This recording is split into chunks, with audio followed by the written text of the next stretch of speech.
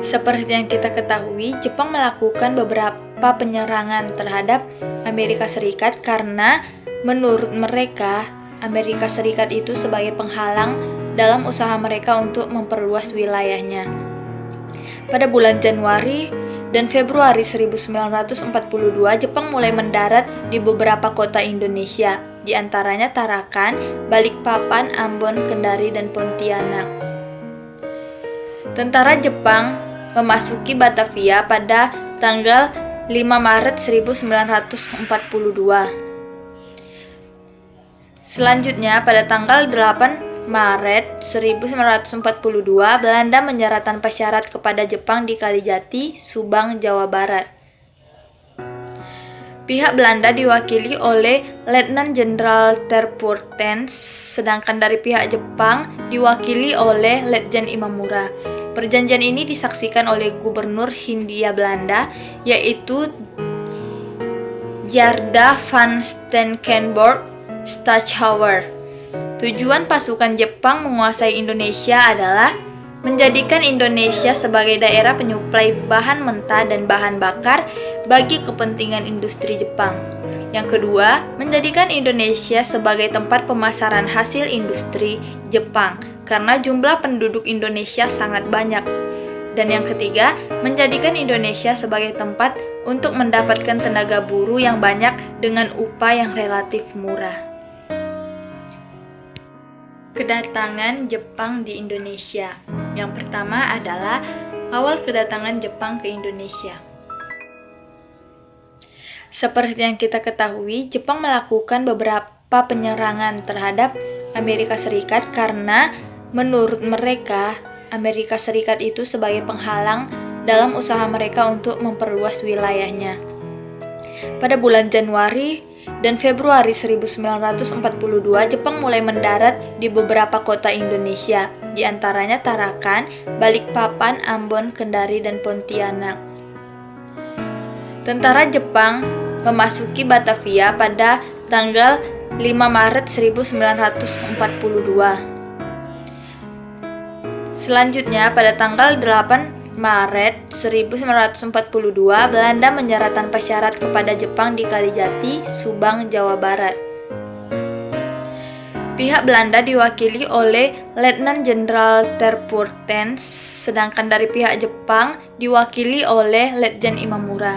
Perjanjian ini disaksikan oleh Gubernur Hindia Belanda, yaitu Tjarda van Stekelenburg Stachauer. Tujuan pasukan Jepang menguasai Indonesia adalah menjadikan Indonesia sebagai daerah penyuplai bahan mentah dan bahan bakar bagi kepentingan industri Jepang. Yang kedua, menjadikan Indonesia sebagai tempat pemasaran hasil industri Jepang karena jumlah penduduk Indonesia sangat banyak. Dan yang ketiga, menjadikan Indonesia sebagai tempat untuk mendapatkan tenaga buruh yang banyak dengan upah yang relatif murah. Yang kedua adalah sambutan masyarakat Indonesia dengan kedatangan Jepang.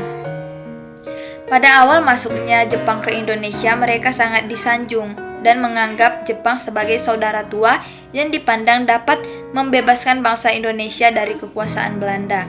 Di mana-mana terdengar ucapan Bansai Bansai atau selamat datang, selamat datang.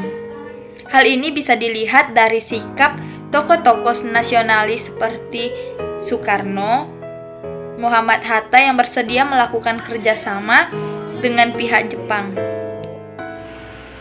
Yang ketiga adalah pemerintahan militer Jepang di Indonesia. Pada pendudukan masa Jepang terjadilah perubahan di bidang politik pemerintahan, yakni adanya perubahan yang mendasar dalam sistem hukum. Dengan diberlakukannya pemerintahan militer sementara waktu dan jabatan gubernur jenderal dihapuskan digantikan oleh tentara Jepang di Jawa guna mencegah terjadinya kekacauan. Untuk menjalankan pemerintahan di Indonesia, Jepang membagi wilayah Indonesia menjadi 3 bagian. Yang pertama, meliputi wilayah Pulau Jawa dan Madura. Yang kedua, meliputi Pulau Sumatera. Dan yang ketiga, meliputi wilayah Kalimantan, Sulawesi, Bali, Nusa Tenggara Timur, dan Maluku. Yang kedua adalah usaha Jepang dalam mencapai kemakmuran bersama Asia Raya. Yang pertama, melakukan eksploitasi dengan cara pemerintahan Jepang mengeluarkan peraturan untuk melakukan pengawasan terhadap penggunaan dan peredaran sisa persediaan barang diperketat. Selanjutnya, semua harta benda dan perusahaan perkebunan milik orang Belanda disita dan beberapa perusahaan vital seperti pertambangan, listrik, telekomunikasi, dan perusahaan transportasi langsung dikuasai pemerintah. Jepang memonopoli penjualan hasil perkebunan teh, kopi, karet, dan kina. Selanjutnya, Jepang melancarkan kampanye penyerahan barang-barang dan menambah bahan pangan secara besar-besaran. Kampanye ini menjadi tugas Jawa Hokokai dan instansi-instansi lain. Selanjutnya, jenis perkebunan yang tidak berguna dibatasi, dimusnahkan, dan diganti dengan tanaman bahan makanan seperti teh, kopi, tembakau yang diganti oleh tebu untuk membuat gula. Adanya peraturan pembatasan dan penggunaan alat produksi oleh pemerintah. Selanjutnya, berkas perkebunan tembakau, kopi, dan teh dipakai untuk ditanami bahan makanan. Selanjutnya, rakyat hanya diperbolehkan mempunyai 40% dari hasil pertaniannya, sedangkan 60% lainnya harus disetorkan kepada pemerintah Jepang dan lumbung desa. Terakhir, rakyat dibebani dengan pekerjaan tambahan yang bersifat wajib, seperti menanam pohon jarak yang bisa digunakan untuk pelumas pesawat terbang dan senjata. Selanjutnya adalah eksploitasi manusia atau romusa.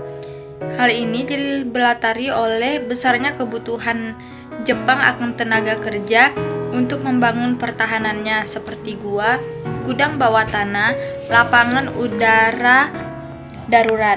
Tenaga ini diperoleh dari desa di Pulau Jawa yang padat penduduknya. Kehidupan romusa sangat sulit. Mereka kelaparan, kesehatan mereka tidak dijamin, sehingga banyak romusa yang meninggal. Para romusa ini mendapatkan siksaan yang pedih. Mereka bukan saja dikirim ke luar Jawa, tetapi juga ke luar negeri seperti Thailand, Filipina, Malaya, dan Sarawak. Yang ketiga adalah organisasi masa pendudukan Jepang yang sifatnya terbagi menjadi organisasi sosial kemasyarakatan dan semi militer. Organisasi sosial kemasyarakatan itu seperti Gerakan 3A, Putra atau Pusat Tenaga Rakyat, Jawa Hokokai, Badan Pertimbangan Pusat, MIAI, Masyumi, BPU-PKI, dan PPKI. Sedangkan organisasi semi militer itu dilakukan dengan pengerahan tenaga pemuda dan pendidikan semi militer. Ada juga organisasi-organisasinya seperti Seinendan, Keibodan, Fujinkai, Gakukotai, Suishintai, Kakyo Seinen Teishinti, dan Jibakutai. Dan yang terakhir adalah perlawanan terhadap pemerintahan militer Jepang. Yang pertama, perlawanan melalui organisasi bentukan Jepang. Misalnya Putra, Barisan Pelopor atau Suishintai, Jawa Hokokai, MIAI, Masyumi, Chosangiin, BPU-PKI, dan PPKI. Yang kedua adalah gerakan rahasia atau gerakan bawah tanah. Para pemimpin Indonesia, terutama para pemuda yang tidak bersedia bergabung dengan organisasi bentukan Jepang, melakukan gerakan rahasia melawan Jepang. Untuk maksud itu, mereka mendirikan beberapa kelompok, seperti kelompok Sultan Syahrir, kelompok Amir Syafirudin, golongan Persatuan Mahasiswa, kelompok Sukarni, dan golongan Kaigun. Dengan membentuk gerakan rahasia ini, kelompok-kelompok tersebut selain menggembleng semangat nasionalisme anggotanya, saling bertukar informasi kelompok, ternyata juga serta melakukan sabotase dan tindakan pengrusakan terhadap sarana dan prasarana vital milik Jepang. Yang ketiga adalah perlawanan bersenjata terhadap pemerintahan Jepang, seperti perlawanan di Cotplieng Aceh, perlawanan di Tasikmalaya Jawa Barat, perlawanan oleh tentara peta di Blitar, di Aceh, dan di Gumilir.